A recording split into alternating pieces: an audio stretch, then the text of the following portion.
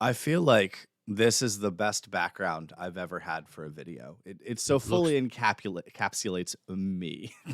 it looks nerdy to me, Dave. It looks It very is. nerdy. We got the whole all the D&D books right here. Obviously, board games is the whole background there. Above my head, this is an entire team of Blood Bowl minis waiting to be painted so that they can enter the arena. So Yeah, it's just I don't know. It makes my butt itch to know that you're there in that room. I don't know what it is. Something wrong there. Something's like, is it just you don't like other people feeling joy? Is that That's what it is. that's I what it hate is? joy. I'm a Uh, joy hater from way back. well, you gotta have at least one curmudgeon in every group, right? Sure, and I'm it. I'm proud of that. Well, it is Q&A day. I love a good Q&A day. Which means I have to silence the phone. Well, yeah, that should be standard. It should be. It should be. I just don't expect calls at this hour of the morning. Mm, mm. Of course it Check wasn't. It's check the mug today. Bam. What do you got? What? It's a, A llama. it's a llama with a bow tie. And every time I sip, I see that it says "Hello, lovely" on the inside of the rim toward me. Well, that's appropriate. And that's why you cannot dampen my day, John. I don't think I could anyway. You're probably headed off because you told me you have breakfast, and Mm-hmm, mm-hmm. I almost sense the cream chip beef Mm. coming your way. So I excited. almost It's nice to be back in the land of cream chip beef again. well, I wish you'd invited me to this little breakfast of yours. Oh, we got our own plans. You know that. I know. Jeez. Anywho, it's Q&A day, Dave. Mm-hmm, mm-hmm. And Well, you yeah, told me there's some bad news to start off with. yeah, there's some bad industry news, I guess. Mm. Two music-related deaths. You probably are not familiar with Irene Cara, but maybe No, if you've ever seen the musical movie Fame, I have not. okay. Well, Irene Cara starred in Fame, and she had a whole bunch of hits. Well, not a whole bunch, but she had a handful of hits. She was an actress, and she was pretty young, around in her early 60s, I think, and died in Florida, I believe. Hmm. And I think for me, the one that hits hardest is Christine McVie of Fleetwood Mac died. Oh, okay. So there's someone I do actually know. Yeah. She Hmm. wrote a bunch of the songs for Fleetwood Mac, like Lies, Little Lies, I don't have the info in front of me, but she was a big, significant part of the band. And it was her divorce from her husband, John McVie, who's a founding member of Fleetwood Mac, that was part of the impetus behind the Rumors album, which is Which we've their done some of that. we have, and that record, as of this week, has sold 40 million copies worldwide.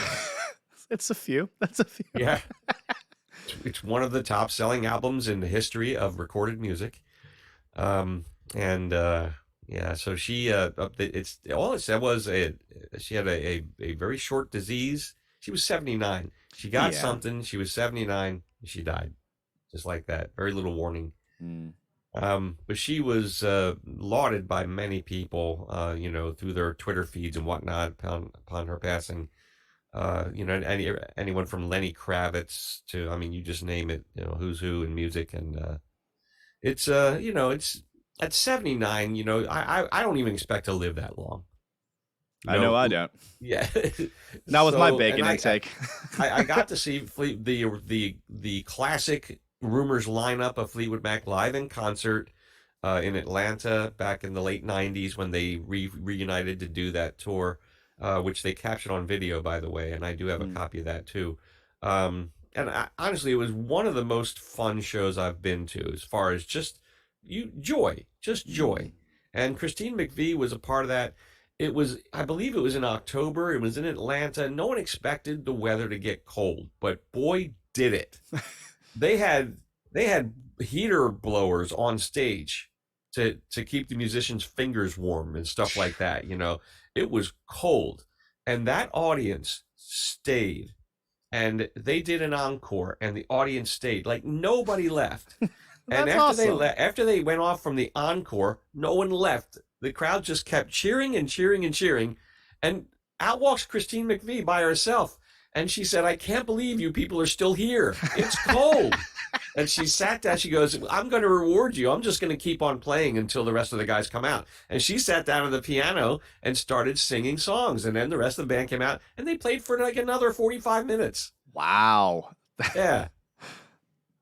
It was That's incredible. just quite a memory. And you could just tell how sweet she was and how she just lived to perform. Both she and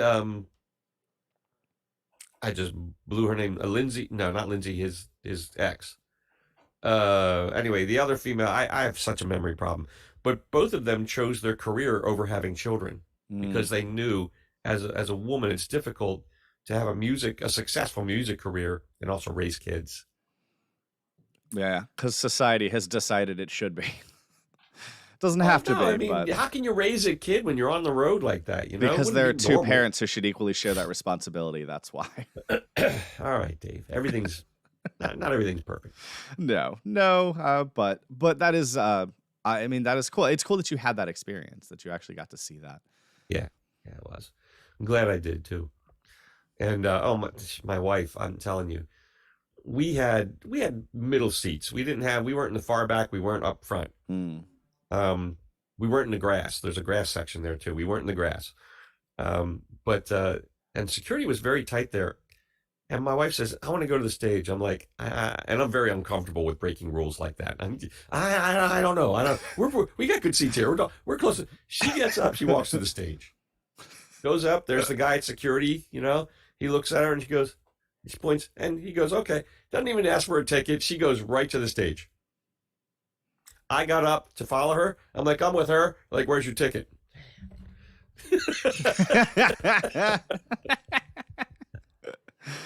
So I had to go back to my seat. Anyway.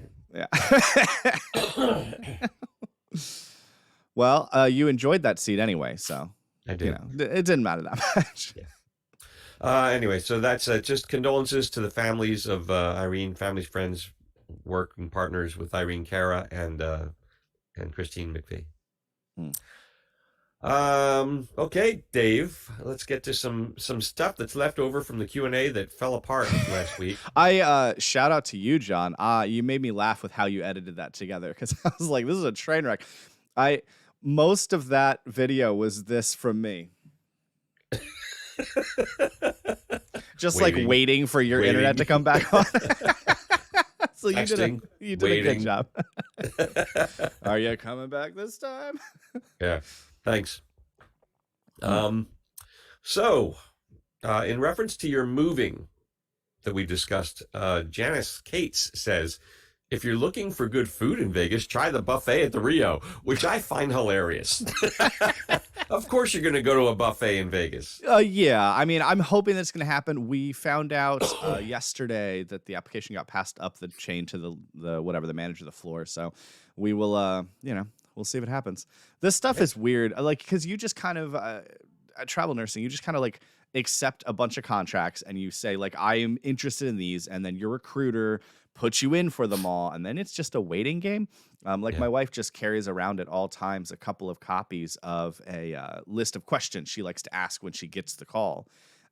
Just because you never know. Like, we're just randomly out somewhere. She sees an unknown number from a state she applied to, and she answers it, and then she just kind of disappears for 20 minutes and asks questions. So it's interesting to go through it so regularly, because normally you apply for a job and then you have it for hopefully years.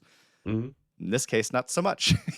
Well, one thing's for sure, she's probably getting pretty good at interviewing. Oh yeah, it is definitely practice. And the truth is, with how this functions, you are interviewing them as much as they're interviewing you. That should happen everywhere. Honestly, people don't realize that enough. Sometimes I think they're just so anxious and worried about whether they're going to get the job, they don't even stop to think, well, why is this opening here? Mm-hmm. Yeah. Well, why should I take this opening? What's the culture here? What's going on? Yep. Yeah. I worked at a place for quite a while that anytime someone applied, they would, part of the application process was hanging out with the team for a while, and we would all ask you random questions. Like, you would end up interviewing with the entire team, and if we didn't think you were a good fit for the team to fit in with us, then we would all just say no, and that person wouldn't get hired. They did away with that practice, went very corporate, and it showed near immediately as people just started showing up day one, having been hired by HR, and they did not fit in. That was a sobering experience to once again. It's one of those 1,000 things where you're like, man, people who don't do this job shouldn't really have much say in much surrounding it. Right. Looks good on paper. Yep. Looks fine on paper. Oh, because we'll streamline the process to more quickly fill positions. Maybe there's a reason we do it this way. One of the worst hires as a retail manager that I ever made was a guy that looked perfect on paper. Mm-hmm. It's easy to look perfect on paper. Yeah, it is. But do you culturally fit in? Took me 6 months to fire him. But I wanted to fire him the day he started work. Well, on that happy note, so hopefully we will end up over in Vegas. Hopefully by next Q&A, we'll know the answer to that. But and Janice also mentions that from there you're really close to the Grand Canyon, but you knew that. Yeah, Grand Canyon, the Hoover Dam. Yeah, Hoover Dam, the Dead. Was it the Salt Flats? Even Sonoma is not far away. Joshua Tree. Yeah, there's a ton around there that we would love to go hike through too. So, okay. All right, so let's pick up exactly where we left off with Gerald H. telling a true story of how he was 13 in 1973. True story. I was 13 in 1973. Bam. I wish we end right there. Okay, so this is in reference to Bang a Gong.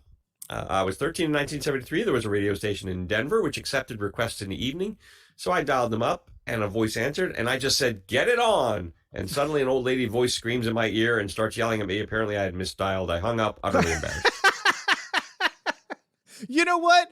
It was super funny that we didn't get to the rest of your story because I thought it was a funny ending to just say that statement, and then it turns out the story is funny. The story is funny. Yeah, it's pretty good. Thanks, Gerald. That's great. You know, that is one of the downsides of, like, I basically don't answer unknown phone numbers. You know, like there are very few situations in which I will answer an unknown phone number, and that has sort of killed those things because that's a lot of us nowadays. We don't really answer unknown phone numbers. So, well, caller ID wasn't a thing until the late 80s, maybe 90s. Well, so we didn't have one ever. This little tan, ugly box on the wall started ringing bells, physical bells, metal bells inside it, and if you didn't pick it up, making noise, and it was loud. So we had one. Yeah, there was no should I take this call? There was none of that. If it went to 4 rings, there was a grumpy old man in the other room going, "Pick up the GD phone!" You know, someone get the phone. I'll tell you what I don't miss, and that's picking up the phone and hearing the voice on the other line say, "Hi, Judy," because I was pre-puberty and everyone thought I was my mother on the phone. Yeah. So that is just an emasculating, constant experience. And it explains a lot, Dave. Doesn't it? So, Dave, I'm finally, I don't know if you've stumbled across this person in the comments, but I'm finally getting to introduce you to a new viewer. Now, I'm going to spell his screen name, his handle, ECTHTRA. Etc. ETHETH. Etc. Extra ethith. I like it. Extra ethith. Extra ethith That never uses the letter S. Everything they type where an S belongs, it becomes a TH.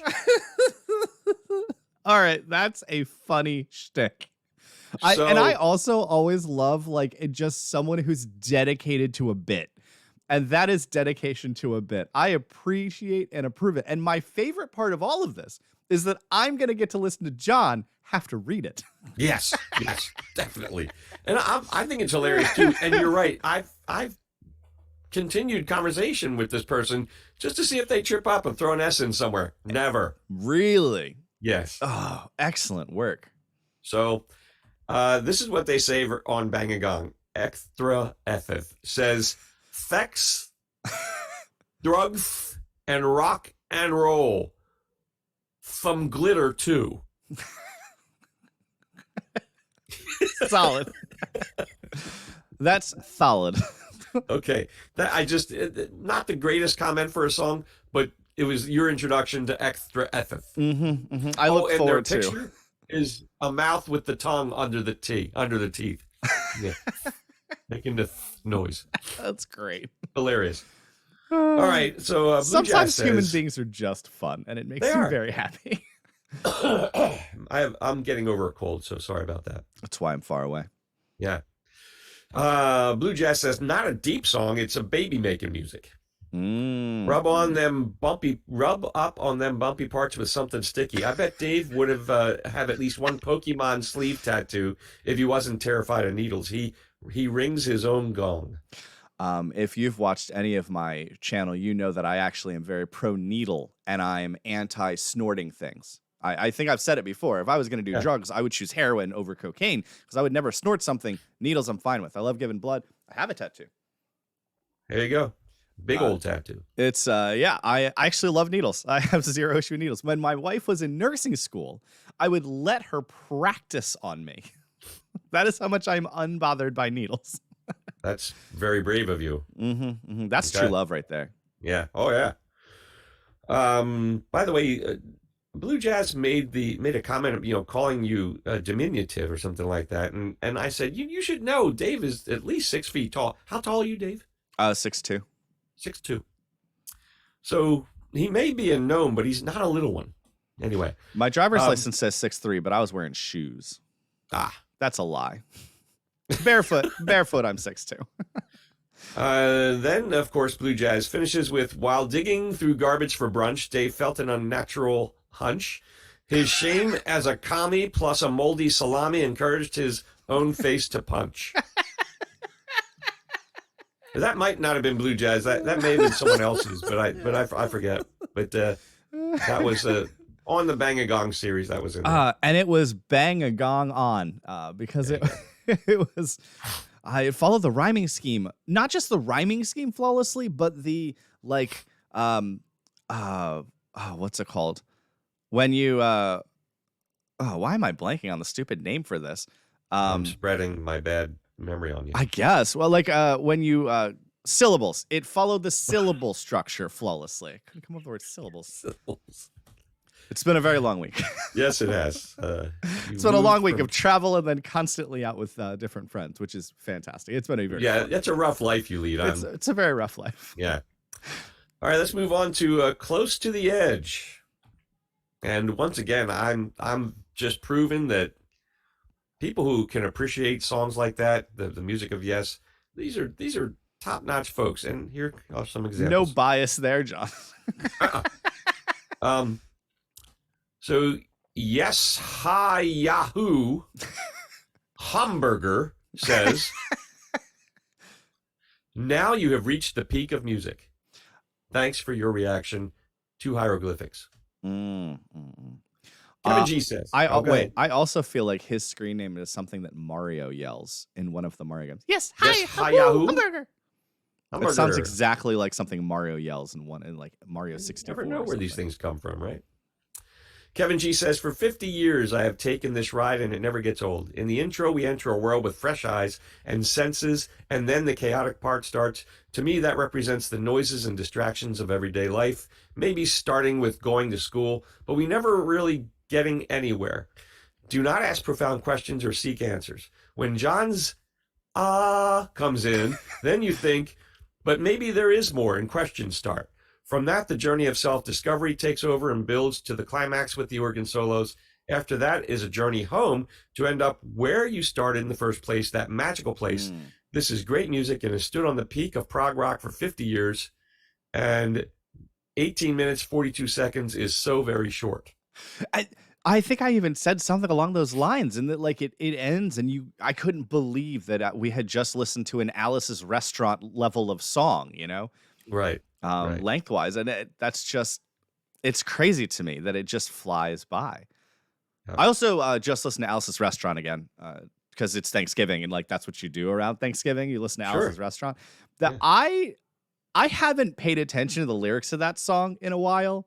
That song is wild. It is. That Did you song's know they about made a getting movie? arrested for littering. Yeah. Did you know they made a movie based on that? No, I mean I assume a short movie or a full-length movie. Yeah. Huh. And Arlo stars in it too. Good for him. I like that. Depending on which recording you listen to, they're wildly different because he just rambles the whole time. Like I get the feeling there's not a distinct script to that song. It's just. Well, there's a definitive version. It is the Alice's Restaurant version, but you're right. He's performed it live, and it's been captured. I love the one where he talks about that there were 17 minutes or whatever missing from the Nixon tapes, and that's how long Alice's Restaurant was. Coincidence? Hey, you figure that out on your own. All right, back to Close to the Edge. Chris Check says, the chaotic bit at the start is a bit rough, but I think it's that way because when they reprise it after the solo in that new context, it doesn't sound as chaotic. Like the point is to show you that what seems nonsensical and meaningless can fit into a greater whole and can be melodic once you've been prepared. Now, some people argued they don't repeat the chaotic part.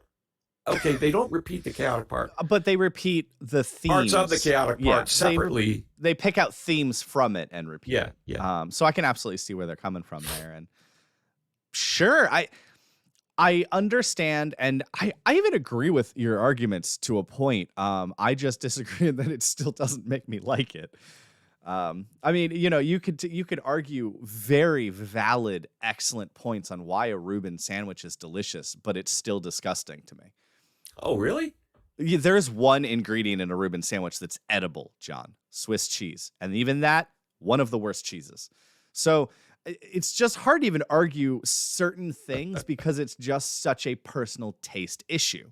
Like I can't say no, that's disgusting because insert objective argument here because this medium is subjective. So yes, sure, but I still don't like it. Okay, so I'm going to cut through because there's a lot of people talking about the intro part and your reaction to it.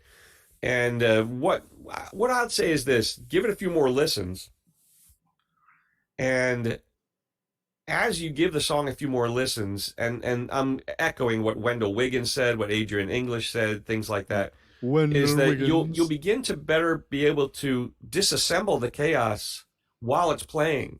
Okay, I see what you're saying. Yeah, I've given it one more listen since we listened to it. And I mean, I would say I enjoyed the overall song even more, just because I knew a little bit more what was coming, and so you can fall into it, and enjoy it a lot.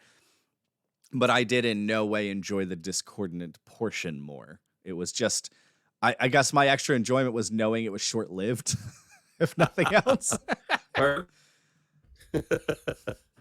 Eddie Kriglington says this album is another Yes masterpiece. Kriglington. He says, I remember the day I ran to the shop to buy this album the day it was released, age 16. It gave me goosebumps then, and it still does now.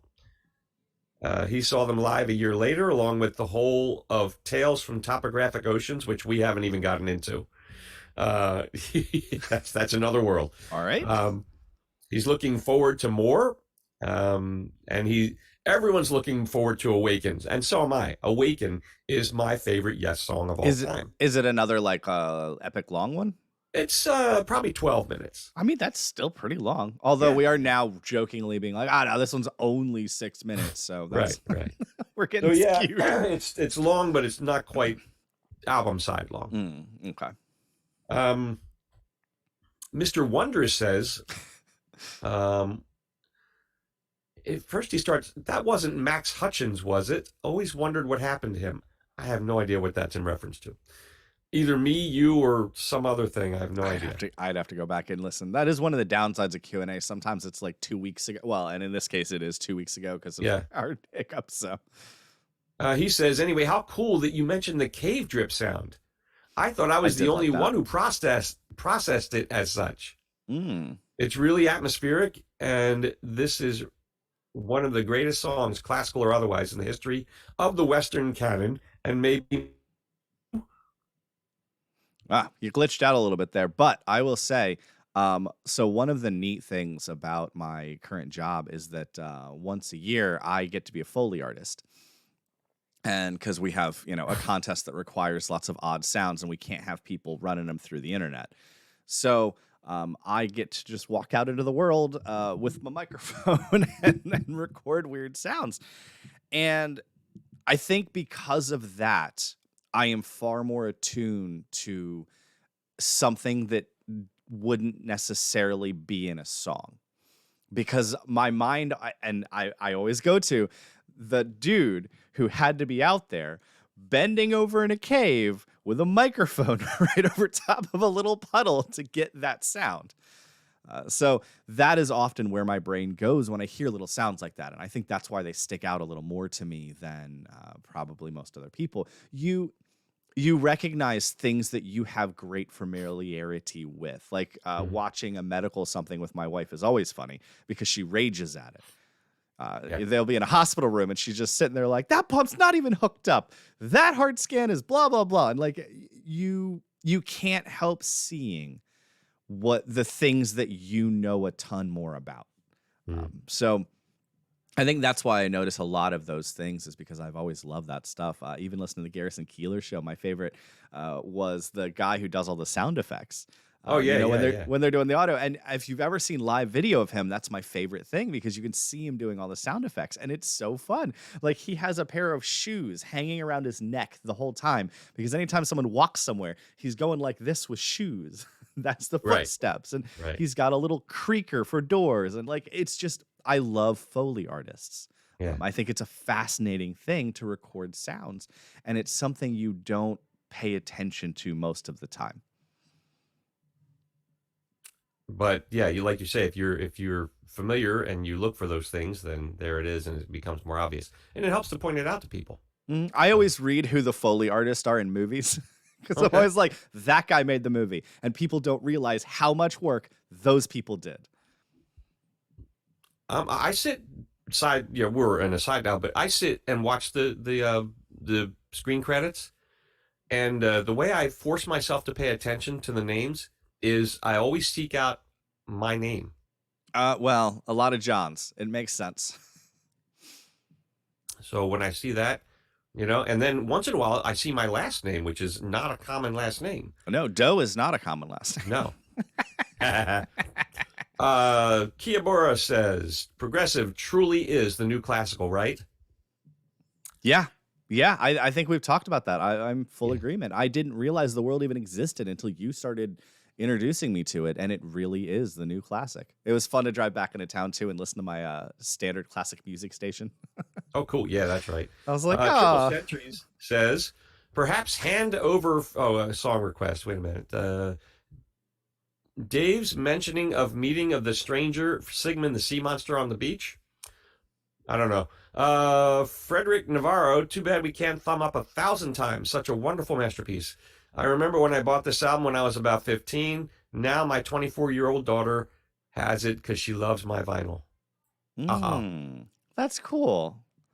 I think I was talking about how I spent a lot of time on the beach walking around meeting people, just talking to random strangers, which I kept a journal of all of that. So that's been a very interesting experience for sure. I think that experience is going to be very different if we end up in Vegas. Yeah. Oh, yeah. I look forward to that. It'll be a very different chapter. Start an audio blog or something. Really should. Let's move on to the weapon. Johnny Megabyte Studio says drum machines are better than war machines.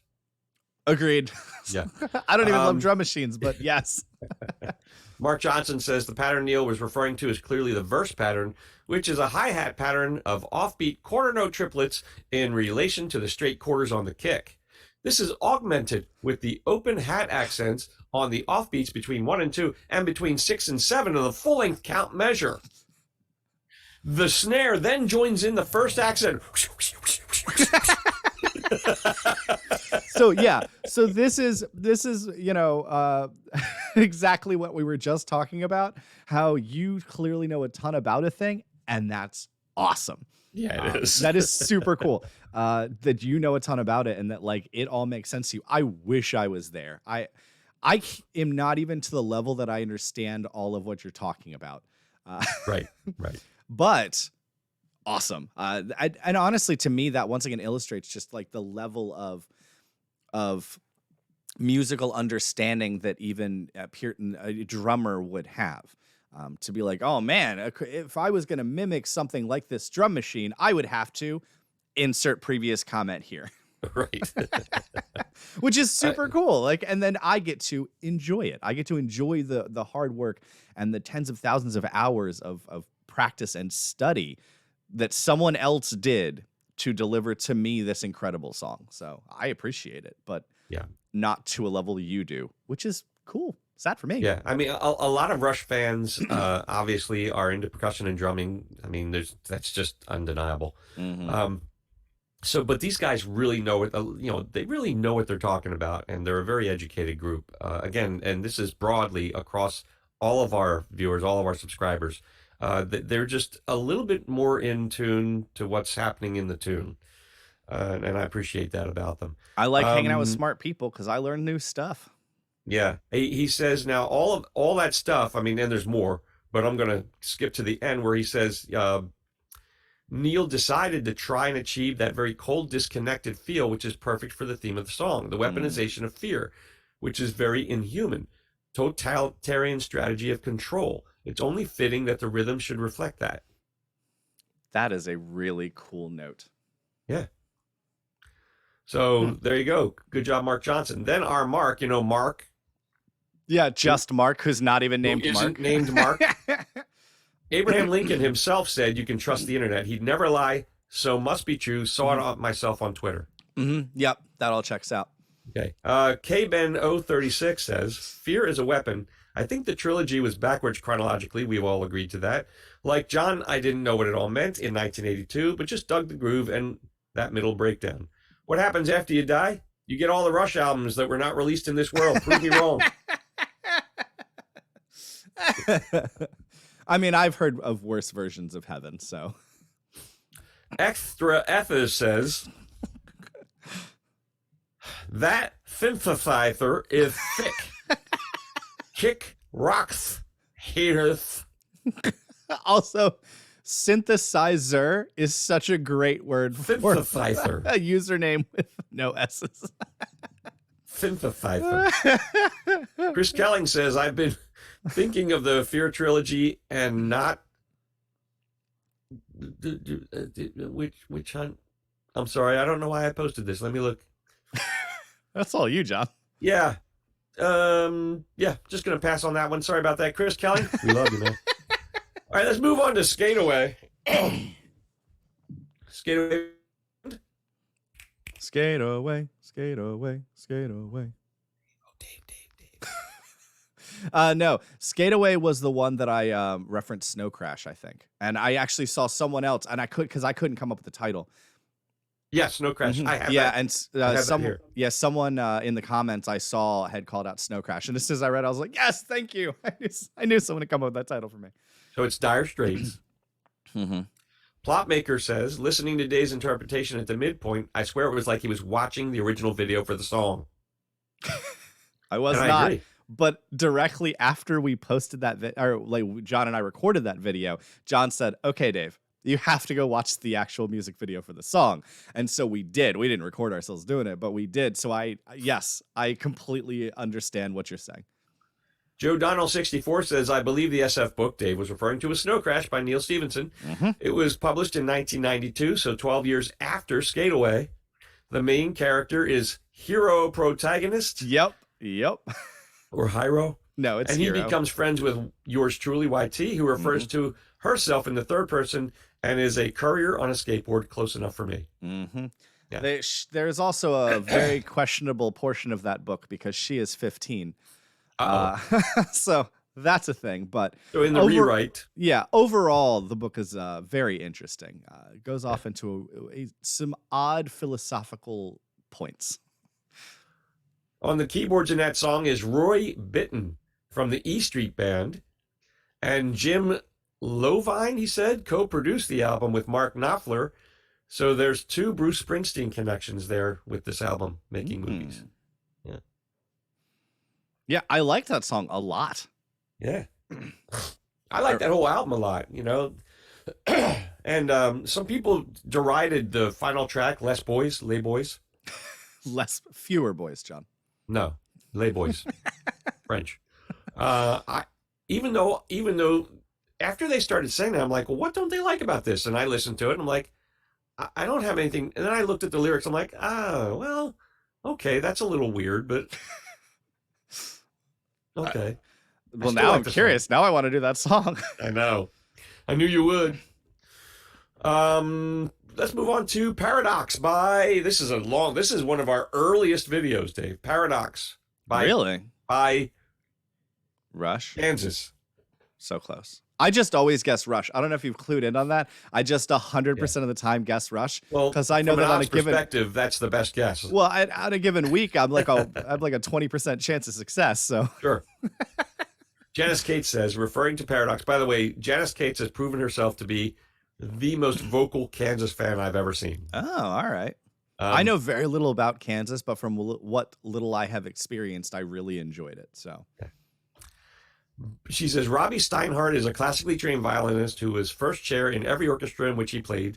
He has an incredible singing voice, too. All 6 musicians in Kansas are amazing, particularly Kerry Livgren, who wrote all the prog songs. He took no music lessons, cannot read or write musical notation. He composes and orchestrates all in his head, writes the lyrics, and then teaches the parts to his bandmates. He plays lead guitar, piano, synth, and other instruments. He's known as the maestro for good reason. That's crazy. So he can't even read or write notes?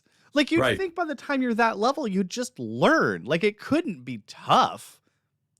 It must just come natural to him. And why go and learn what's coming natural to him, I guess? I don't know. I guess I would say to make it easier for the other musicians, but that's not necessarily true because and this is pure conjecture at this point because I've proven how little I know about music.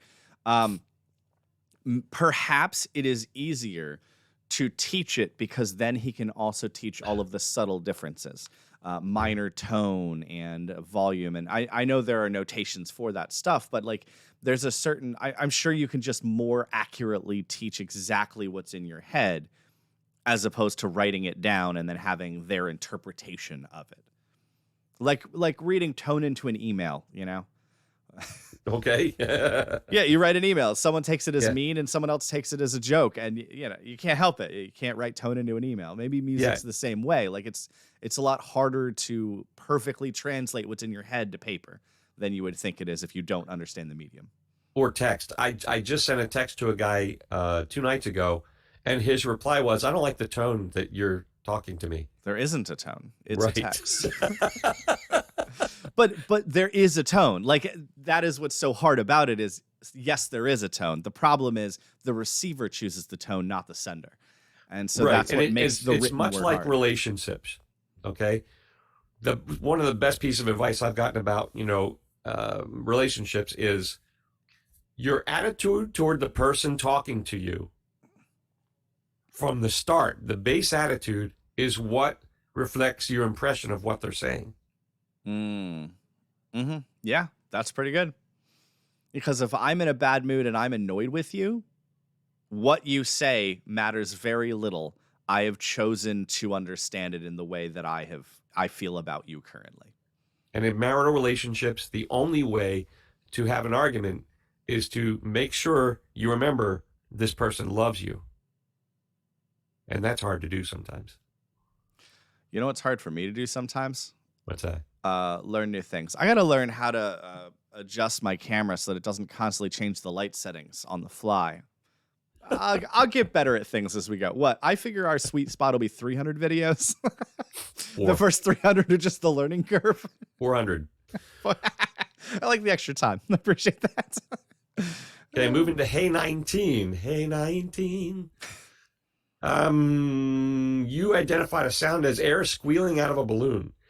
Yeah, that is what it sounded like to me. I don't necessarily think it was, but that's what it sounded like to me. Right. Well, you stated that it was a keyboard sound. Michael York, and I believe it may have been a harmonica sound.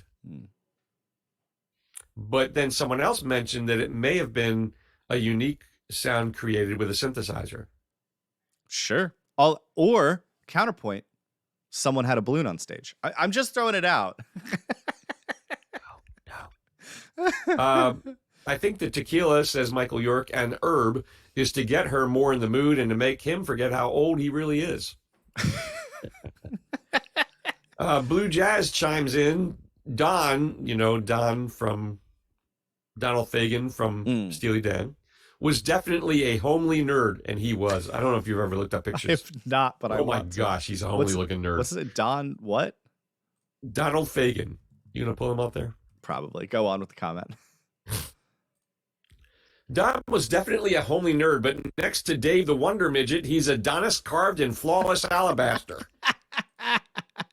There's an insult for you, Dave. Adonis carved in flawless alabaster. This dude really does look like a homely nerd. Like, I get it. That's pretty solid. Yeah. Take it off. Take it down. I haven't had breakfast yet. I'm so sorry. I'm not sorry at all, John. I'm going to leave it up there forever.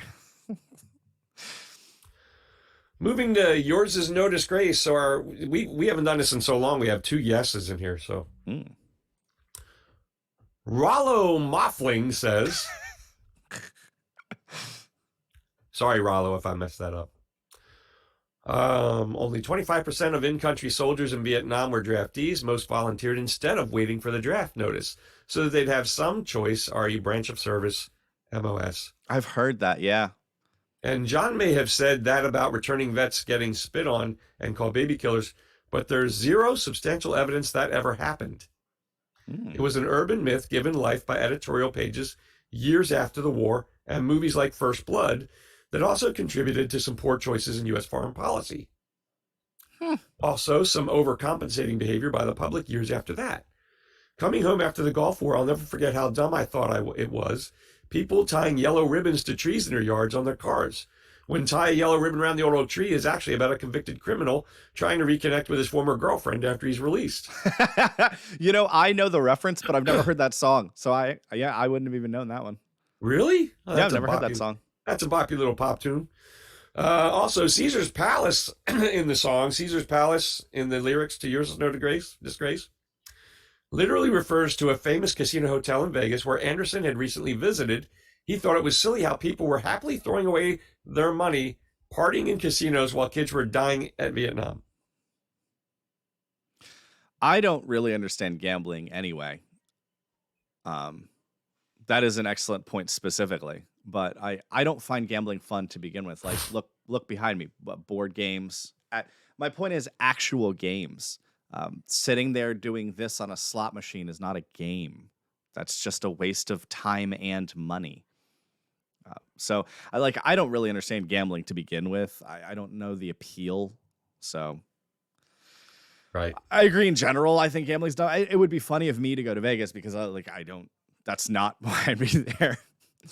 I like to do this thing with casinos where I go in and I sign up for whatever their card is, because now they all have cards, right? And they usually give you like $10 to $30 to gamble with, but you have to gamble with it.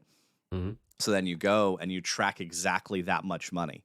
You gamble specifically to the penny that much money, and then you cash out.